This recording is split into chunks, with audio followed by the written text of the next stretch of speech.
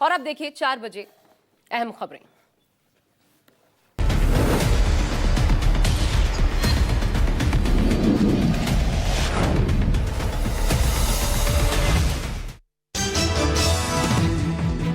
जम्मू कश्मीर में सेना ने ऑपरेशन महादेव के तहत 3 आतंकियों को मार गिराया है।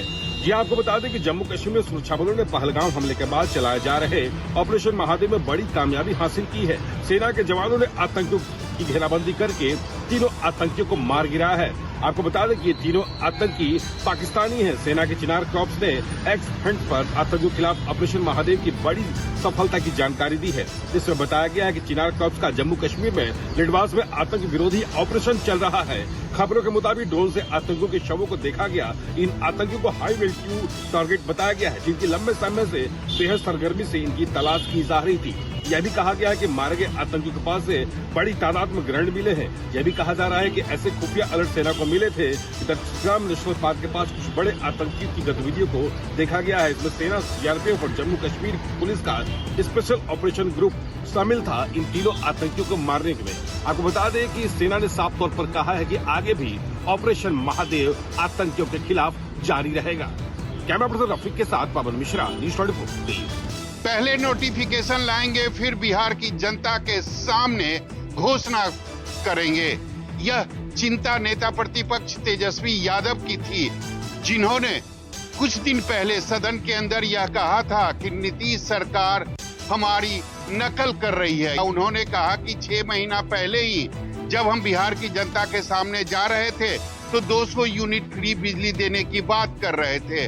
अब नीतीश सरकार ने 125 यूनिट फ्री बिजली कर दी। अब तेजस्वी यादव ने कहा है कि अब वो चुप रहेंगे, कोई घोषणा जनता के सामने नहीं करेंगे, पहले नोटिफिकेशन जारी करेंगे, यानी उसके बाद वो एटम बम गिराएंगे। लेकिन सवाल यह है कि कहीं ये एटम बम जो है वो शराबबंदी तो नहीं है, क्योंकि एक दिन पहले नेता प्रतिपक्ष तेजस्वी यादव ने यह कहकर संकेत दिया है कि उनकी सरकार यानी महागठबंधन की सरकार बनेगी तब वो शराबबंदी पर समीक्षा करेंगे। कैमरामैन ऋषि के साथ सौरभ कुमार, पटना, न्यूज़ 24। महाराष्ट्र सरकार के 2 मंत्रियों के बीच टकराव बढ़ने लगा है।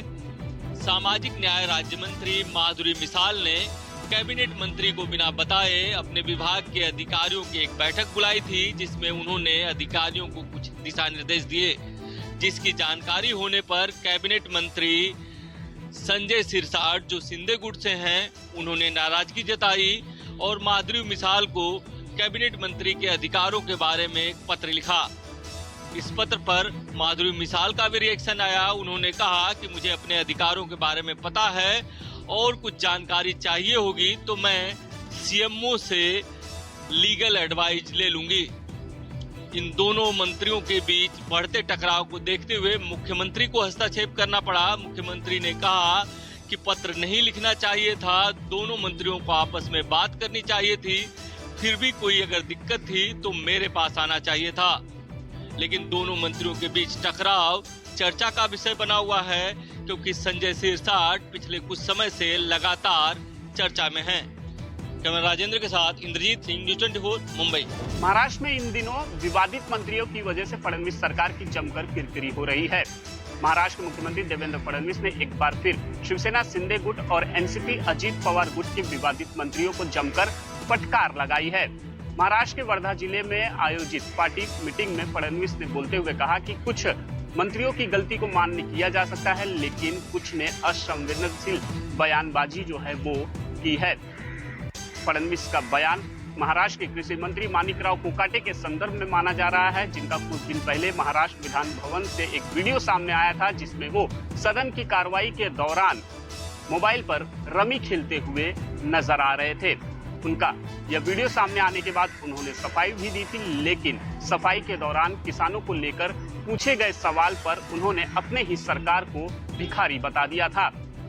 माणिकराव कोकाटे का वीडियो सामने आने के बाद विपक्ष लगातार सीएम फडणवीस पर उनके इस्तीफे को लेकर दबाव बना रहा है। आज वर्धा में जिस हिसाब से फडणवीस ने बयान दिया है, उससे साफ है कि महाराष्ट्र के मुख्यमंत्री देवेंद्र फडणवीस मानिक राव कोकाटे से नाराज हैं और सूत्रों से जो जानकारी मिल रही है उसके मुताबिक आने वाले 1 से 2 दिनों के अंदर वो कोकाटे को लेकर कुछ बड़ा फैसला भी ले सकते हैं। कैमरामैन राजेंद्र सिंह खाती के साथ राहुल पांडे, न्यूज़ 24 मुंबई। एक तरफ बिजली विभाग के अधिकारी तो दूसरी तरफ निजीकरण के खिलाफ आंदोलन कर रहे बिजली विभाग के ही कर्मचारी ऊर्जा मंत्री ए.के. शर्मा के लिए मुसीबत बनते जा रहे हैं। उत्तर प्रदेश में बिजली अभियंताओं के साथ कर्मचारियों ने भी ऊर्जा मंत्री ए.के. शर्मा के खिलाफ मोर्चा खोल दिया है। उन पर अभियंताओं का विश्वास खोने का आरोप लगाया जा रहा है। अभियंताओं ने मुख्यमंत्री योगी आदित्यनाथ से अपील की है कि वो खुद ऊर्जा विभाग की कमान संभाले, निजीकरण के प्रस्ताव को रद्द करे ताकि कर्मचारी दुगने उत्साह से काम कर सके और बिजली की आपूर्ति की व्यवस्था में सुधार किया जा सके। उत्तर प्रदेश विद्युत कर्मचारी संयुक्त संघर्ष समिति की कोर कमेटी की बैठक में इन मुद्दों पर गहन चर्चा हुई। इस दौरान निजीकरण के विरोध में अब तक चले आंदोलन की समीक्षा भी की गई। निजीकरण के खिलाफ बिजली कर्मचारी पहले भी ऊर्जा मंत्री ए.के. शर्मा के घर का घेराव कर चुके हैं। फिलहाल ऊर्जा मंत्री को एक साथ कई मोर्चों पर युद्ध लड़ना पड़ रहा है। मानस श्रीवास्तव, लखनऊ, न्यूज़ 24। महाराष्ट्र विधानसभा चुनाव से पहले तत्कालीन महायुति की सरकार ने मुख्यमंत्री लाडली बहन योजना की शुरुआत हड़बड़ी में की थी। इस योजना से ये सरकार दोबारा सत्ता में भी आई। दोबारा सत्ता में आने के बाद मुख्यमंत्री देवेंद्र फडणवीस ने लाडली बहन योजना की जांच पड़ताल शुरू करने का आदेश दिया। इसके बाद अब 2,52,00,000 लाभार्थी महिलाओं में से 26,34,000 लाडली बहनाएं अपात्र हो चुकी है। इस बारे में जानकारी महिला एवं बाल कल्याण मंत्री आदित्य तटकरे ने एक्स पर पोस्ट कर दी। आदित्य तटकरे का कहना है कि इन महिलाओं को जो भी पैसा मिला है उसके बारे में ये पैसा वापस लेना है या नहीं लेना है या फिर उन पर कुछ कार्रवाई करनी है, इसके बारे में मुख्यमंत्री देवेंद्र फडणवीस, उप मुख्यमंत्री अजीत पवार से बात करके फैसला लिया जाएगा। लेकिन आपको ये सोचकर हैरानी होगी कि इन महिलाओं को 4,800 करोड़ रुपए दिए गए हैं जो अपात्र थी। अब ये पैसा सरकार वसूल करेगी या नहीं, इसके बारे में इंतजार करना होगा। कैमरामैन अंचल सिंह ठाकुर के साथ विनोद जगदाले, न्यूज़ 24 मुंबई। मतदाता सूचियों के गहन पुनरीक्षण अभियान 2025 यानी कि SIR को लेकर दिल्ली से बिहार तक घमासान मचा हुआ है। लेकिन राजस्थान सरकार अब जल्दी ही राजस्थान में भी SIR शुरू करवाएगी।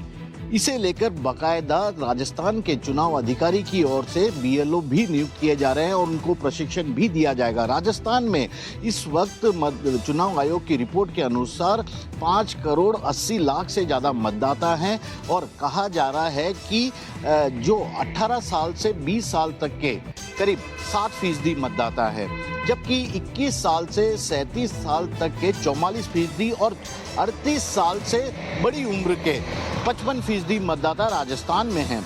ऐसे में इन सभी को अपने माता और पिता के डॉक्यूमेंट के आधार पर मतदाता सूची में संशोधन करवाने का निर्देश दिया गया है। जल्दी ही इसकी तारीख की चुनाव अधिकारी की ओर से घोषणा भी कर दी जाएगी। कैमरामैन विक्रम सिंह भाटी के साथ श्रीवत्सन, जयपुर, न्यूज़ 24। अंतर्राष्ट्रीय सीमा के नजदीक के इलाकों में बड़े पैमाने पर सुरक्षा बलों की ओर से सर्च ऑपरेशन को लॉन्च किया गया है। न्यूज़ 24 ग्राउंड जीरो पर मौजूद है और तस्वीरों में आप देखिए ये SOG यानी स्पेशल ऑपरेशन ग्रुप के जवान है और कैसे अंतर्राष्ट्रीय सीमा से सटा हुआ जो इलाका है वहां पर जो बड़े पैमाने पर सर्च ऑपरेशन को शुरू किए हुए हैं। मकसद यही है क्योंकि बिल्कुल ही साथ में बॉर्डर है और ऐसे में कायर पाकिस्तान ये कोशिश कर रहा है आतंकियों को घुसपैठ करवाने की। आप देखिए कि यहाँ पर ये जवान इस बात को सुनिश्चित करने में लगे हुए हैं कि ये इलाका पूरी तरह से सेफ है, यहाँ पर कोई आतंकी मौजूद तो नहीं है। आप तस्वीरों में देखिए कि बेहद ज्यादा संख्या में जो जवान हैं उनको यहाँ पर डिप्लॉय किया गया है। अत्याधुनिक हथियारों से जवान लैस हैं और इस बॉर्डर से सटे हुए इलाके को बारीकी से सर्च कर रहे हैं। ये आप देखिए यहाँ आपको जो घास दिख रहा है, ऊंचा ऊंचा घास है, इसकी आड़ में जो पाकिस्तान द्वारा पाले गए आतंकी हैं वो ये कोशिश करते हैं कि अगर वो घुसपैठ करें इसकी आड़ में जो है वो बैठ सके। लेकिन जवान आप देखिए कि यही वो बहादुर जवान है जो आतंकियों का काल बनेंगे, चुन चुनकर तमाम पाकिस्तान द्वारा पाले गए आतंकियों को जहन्नुम पहुंचाएंगे। कैमरामैन अनिल के साथ पंकज शर्मा, न्यूज़ 24, भारत।